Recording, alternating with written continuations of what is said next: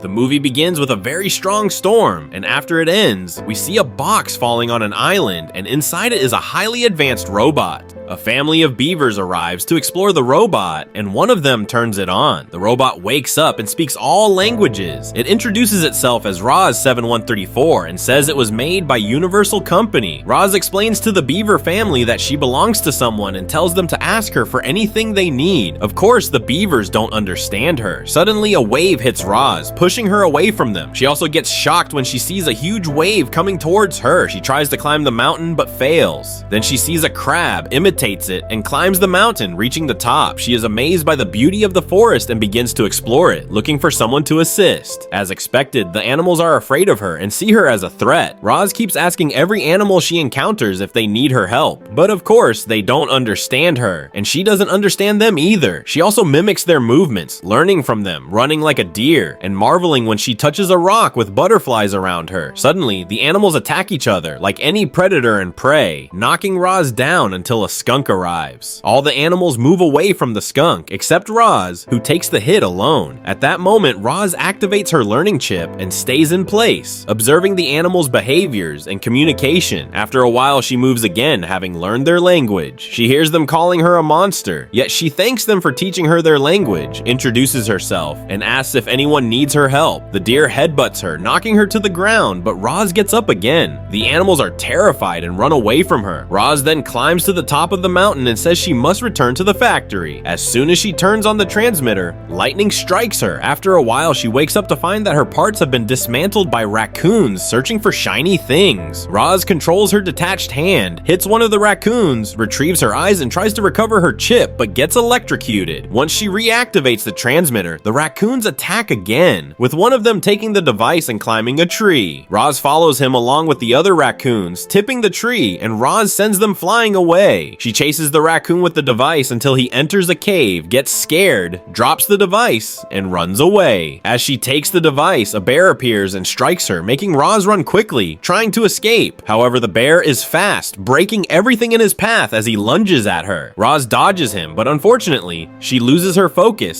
slips, and rolls down the slope, destroying everything in her way until she stops at the edge. When she regains her focus, she realizes there's an issue with her power generator and is shocked to discover that she destroyed a bird's nest, killing all the birds except for one intact egg, with the bird inside still alive. Suddenly, she notices the egg has disappeared from her hand and chases after the fox that stole it. She manages to corner him using a saw in the tree trunk but doesn't harm him and takes the egg. However, the fox steals it again and she chases him. Unfortunately, she falls off the edge but uses her hand as a grappling hook to climb back up and traps the fox on the tree trunk. When the fox eats the egg, she extracts it from him and sends him flying, but he catches it. Unfortunately for him, he lands on a hedgehog. Roz retrieves the egg and grabs the fox. Despite his bad behavior, she removes all the quills from his body and lets him go. As soon as she retrieves the egg, she realizes it's about to hatch, and she tries to prevent it in every possible way. However, the egg hatches and a small gosling emerges. Like any bird, the gosling immediately thinks Roz is its mother and approaches her, but Roz places it on the ground and tells it that her mission is over. She sticks a label on the gosling and activates the transmitter again, setting off to find a place with a signal. Of course, the gosling keeps following her, believing she's its mother. No matter how far she tries to get from him, he keeps coming back to her. When she finally activates the transmitter, the gosling climbs onto her head and destroys it, confused by her actions. Fortunately for Roz, she spots a possum mother with her babies riding on her back. When they see her, they immediately call her a monster and pretend to be dead, surprised that she doesn't kill them. They go to her and the possum mother asks if the little gosling is her child. Roz replies that it's not true and that the gosling is hindering her movement, making it impossible to get rid of it. The possum mother explains that the gosling sees her as its mother and that she must take care of it. Roz explains that her programming doesn't include being a mother and that she needs to return to the factory. At that moment, the possum mother tells her that she has to help the gosling, feed it, and teach it how to swim and fly before the end of fall, or it will die from the cold. world. As soon as Roz hears the word help, she understands there is a task required of her, postponing her return to the factory. She takes the gosling and begins planning what to teach it. The possum mother takes her children, bids farewell, and leaves. Afterward, Roz tries to feed the gosling but doesn't know what to give it. The fox had been watching her, and Roz tries to teach the gosling to dive but accidentally almost drowns it. One of the beavers saves it and returns it to Roz. When the fox notices her confusion, he approaches and introduces himself as Fink, offering to help. Once Fink realizes that Roz will do whatever he asks, he decides to take advantage of her and tells her they need to feed the gosling first. He makes her dig up a lot of clams from the ground, but the gosling doesn't eat them, and Fink eats them instead. He also has her imitate a bear to distract the bees while he steals the honey, and they even steal a fish from the bear, who chases after them, but they manage to escape. At the end of the day, after Fink has eaten a lot of food, Roz blames him because the gosling hasn't eaten anything. At that point, Fink digs up some worms from the ground, and the gosling happily eats the worms. Roz is happy because she completed her first task. She then explains to Fink that her power generator has malfunctioned and that she now relies on solar energy. She also tells him that she needs a new transmitter in order to return to the factory. Fink tells her that when they find a broken robot, they can take its transmitter. He then puts a live lobster in boiling water and eats it, explaining to Roz that all creatures have a predator and prey within them. He advises her not to tell the gosling that she's the reason for its family's death, or else it will hate her. They continue to watch the gosling as it moves, and the algae cling to it, carrying it from one place to another. At that point, Fink explains to Roz that the gosling is a runt and has a growth problem, and even if its family hadn't died, it would have perished because it's weak. He offers to eat the gosling if she allows him to. He also advises her to build it a nest, or else it will die and won't survive. Roz takes the gosling and they move on as she carries branches. They pass by animals and see a beaver cutting down a giant tree. Fink explains to her that the beaver's name is Bedler, and he has spent years trying to cut down the largest tree in the forest, and everyone makes fun of him. After that, Roz draws a plan for the house she's going to build, lays its foundation, and notices that the gosling has started speaking. Roz begins placing branch after branch to build the walls of the house, and the gosling helps her by adding small branches. Of course, Fink does absolutely nothing. After a while, they finish building the house, and a storm is on the horizon. Fink asks Roz what she will name the gosling, and Roz tells him she will name it Chick Number 1. Fink is surprised and asks her to override her programming codes and improvise by choosing a normal name. When they return to the house, Roz decides to name the gosling Brightbill, and the gosling really likes the name. The beaver Bedler arrives, looking upset because they stole the design of his house, and then he suddenly disappears. Brightbill is shocked, frightened, and starts crying. Fink suggests to Roz that she tell him a story to calm him down before bed. Naturally, Roz doesn't know any stories, so Fink takes over and starts telling a story to Brightbill, saying that there was a little bird living alone on an island. It was weak, and all it needed was its mother's care. Then suddenly, a robot fell from the sky and met the gosling. The robot overrode all its programming codes to take care of the gosling. Brightbill calms down as soon as the story ends, and Roz is surprised by what happened. At that moment, the energy alarm goes off, and she tells them she needs to shut down until morning. She leaves them and powers down. Fink goes to sleep next to her with Brightbill. Days pass, and we see that Brightbill has grown up and is starting to act like Roz, as if he were a robot, which scares the other animals. Roz tells him that this is exactly what happens to her too. Fink arrives and asks Roz to imitate the animals. Roz follows his suggestion and mimics most of the animals, even imitating a skunk and releasing the same foul smell. Afterward, they decide that today is the day to try the swimming test, and Brightbill practices with the chart. Fink takes the opportunity and pushes him off the cliff, causing him to fall into the lake. Luckily, Brightbill is able to swim, but it's a bit difficult for him, swimming more like a human. Of course, Roz is worried about him, so she places her hands in the water in case he needs her help. She keeps watching him as he swims until he reaches a flock of geese. One of the geese is impressed when she learns that he was raised by a robot.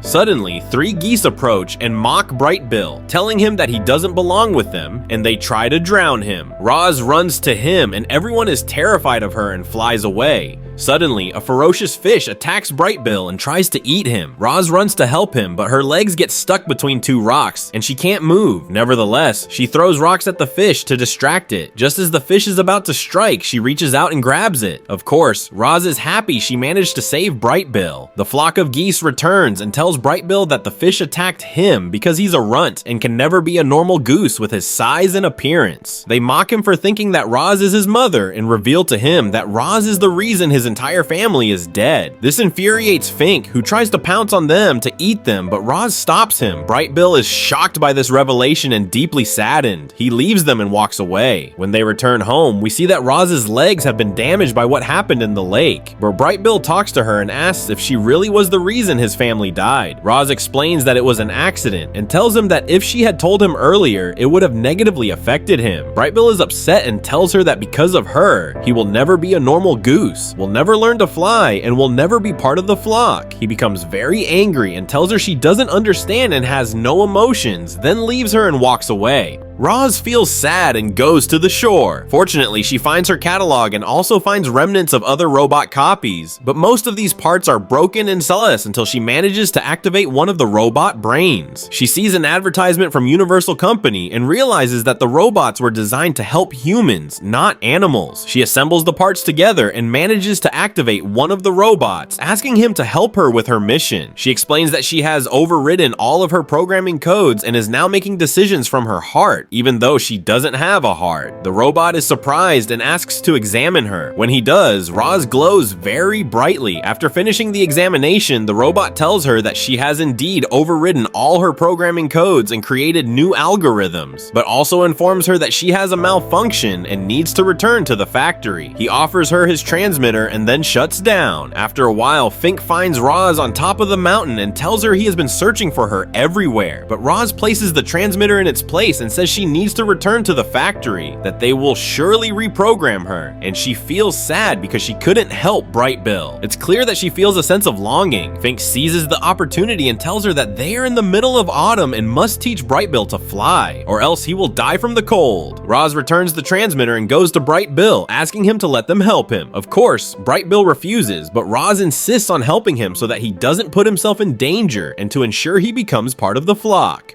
Brightbill reluctantly agrees, and Roz begins explaining the rules of flying to him using charts. She also teaches him how to spread his wings, and they begin trying. Roz puts him on her shoulder and runs with him, but she falls due to her broken legs. At night, she goes to build a pier, and when she finishes, she is surprised to find that Bedler has made her a wooden leg and even attached it for her, then left. Roz continues running with Brightbill on her shoulder until he starts flying, but he's not yet stable and falls. Fink then comes up with an idea and asks for help from another bird. In the morning, a falcon arrives and tells Brightbill that having small wings doesn't mean he can't fly skillfully. The two of them take off, and the falcon begins teaching Brightbill how to fly. Roz builds obstacles for them to pass through, and we notice that Brightbill improves in flying and maneuvering in the air. He spends the whole day training with the falcon. One of the geese arrives and introduces himself to Roz as Long, one of the migration leaders, and tells her that he has been watching them for a while and is proud of what she has taught Brightbill. Roz thanks him and asks when they will migrate and whether Brightbill can join them. Long tells her that they will migrate in a week and Brightbill can join them, but he needs to train for long-distance flying. He advises her to keep him flying all day and only let him land at night. He expresses his surprise at how far Brightbill has come despite his growth issue. Roz begins training Brightbill for endurance by making him swim in the river with Fink. She also makes him carry rocks on his wings and teaches him how to fly in strong winds. Day by day, she becomes tougher, making him carry a rock while flying until sunset. When he lands on the pier, he does so with ease.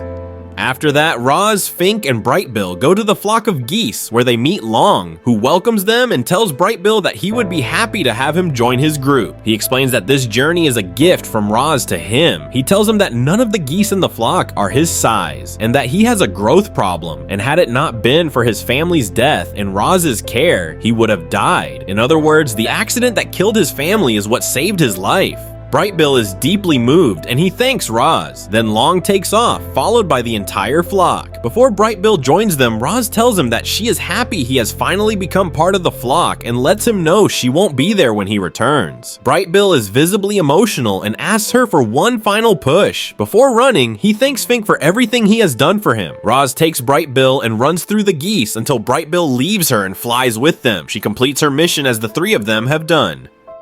However, she feels sadness and runs after them, watching Bright Bill flying with Long's group, who pass by her to greet her before flying off. As we see, Roz feels sad despite being a robot and not having any emotions. A little while later, Fink arrives and asks her what they will do now. Roz tells him that he can now return to his normal life. Fink feels sad and tells her that she doesn't have to return to the factory, but Roz explains that she's programmed to do so. Fink, feeling down, tells her that this means he will return to living alone in his burrow, and he leaves, feeling sorrowful. We see that winter has begun, and each animal prepares for hibernation due to the impending storm, including Fink, who retreats to his burrow, and the bear, who locks himself in the cave. The rest of the animals join their families, watching Roz walking alone. Upon reaching the top of the mountain, Roz activates the transmitter, and the signal reaches the company headquarters. We shift to the flock of geese flying in the sky, with Bright Bill feeling sad because he didn't get to thank Roz. When they encounter a storm, they decide to find shelter and enter one of the human colonies, which contains cornfields. Suddenly, Bright Bill sees a robot, and when he gets closer, he feels happy thinking it's Roz. But this robot isn't Roz, and there are many copies of it, and they activate the alarm. At that moment, all the robots in the fields try to catch the geese, and the danger reaches the human settlement. When Long notices that Bright Bill isn't afraid of the robots, he asks him to lead the flock and find an exit for them. Unfortunately, the harvester goes out of control, causing a great deal of chaos in the settlement. At that moment, a combat robot appears, attacking the geese with laser beams to kill them. Long instructs the geese to follow Bright Bill while he distracts the robot. Indeed, Bright Bill skillfully leads the flock, helping them avoid the laser attacks with amazing agility, guiding the robot to create an opening in the settlement. The flock then changes course to escape through the opening. Just before they reach it, the robot takes aim at Bright Bill, about to kill him, but Long intervenes, attacking the robot to distract it. We don't know who the missile hits. Meanwhile, we switch to Roz, who is surprised to find Fink in their home. He tells her that he came back because his burrow was cold and that this storm is the worst they've ever experienced. Roz realizes that other animals are in danger, and she takes Fink out into the forest amid heavy snow, where they begin rescuing animals one by one and bringing them back to the house. They rescue the possum, the skunk, the squirrel, and many other animals, bringing them back to the house to warm them. They also go to save Budler, the hawk, the beaver family, the raccoon, and the squirrels, and many more. We see that the house has become a sanctuary for all the creatures of the forest. Roz grows tired as her energy is nearly depleted, yet she decides to go out and rescue the last animal, carrying the bear back to the house. We then see Fink trying to control the animals, who are attacking each other, but to no avail. Suddenly, Roz enters carrying the sleeping bear, but she can no longer move and asks Fink to calm the animals. Fink yells and manages to silence them, telling them he knows most of them hate him, but he reminds them that every one of them is either a predator or prey, which in itself is dangerous. However, if they don't adapt to each other, they will all die from the storm. Thanks to Roz, they are still alive, and he reminds them of how rude they were to her, calling her a monster, yet she never gave up on them and risked everything to save them. Roz then speaks to them, explaining that she knows each of them has instincts, but they must control themselves. She suggests they establish a truce. Suddenly, the bear speaks up, agreeing that she's right and promising not to attack anyone as long as they are here.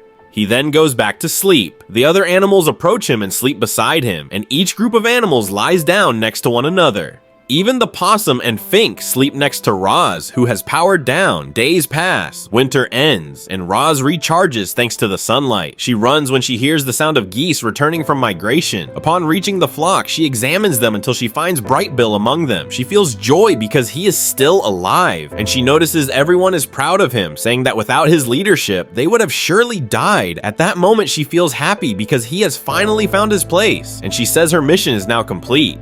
Suddenly, Fink jumps onto Bright Bill, overjoyed at his return. Bright Bill thanks him and explains that Long sacrificed his life to save them. As soon as Bright Bill realizes that Roz is still there, he becomes excited and wants to speak to her, running to the house, but he doesn't find her. We then see Roz, who is sad, and suddenly the transmitter activates, and the company's ship arrives to take her. A robot named Vantara steps out of the ship, and her mission is to take Roz back to the factory. Vantara inspects Roz with awe, telling her that she is very important to Universal Company, and explains that Roz was one of 6 robots that fell from the ship due to a powerful tornado. She asks Roz to board the ship to return to the company. Indeed, Rose goes with her. Before she enters, she hears Fink calling her, telling her that Bright Bill urgently wants to talk to her. She jumps out of the vehicle and goes with Fink. Vantra gets angry and releases the battle robots from the vehicle, sending them after Rose. She also launches flares to light up the forest. The bear comes to help Rose, running alongside her, and every animal that sees them joins in, all standing united. Bright Bill arrives but doesn't manage to speak to her as the robots surround them from every side, asking Rose to come with them. Of course, she refuses, declaring that this is her home and that she is a wild robot. She howls along with all the animals and they attack the robots, destroying them one by one. When one robot grabs Rose, she repels it with skunk spray, and the bear also helps, destroying the second robot. Unfortunately, one of the robots captures Rose, but she pretends to be dead and Fink blows it up. The animals rejoice, having destroyed all the robots. However, Vantra detonates the remaining robots one by one, setting the forest on fire, taking advantage of the animals' distraction to capture Rose and escape with her in the ship. But Bright Bill gathers the flock of geese and goes after her.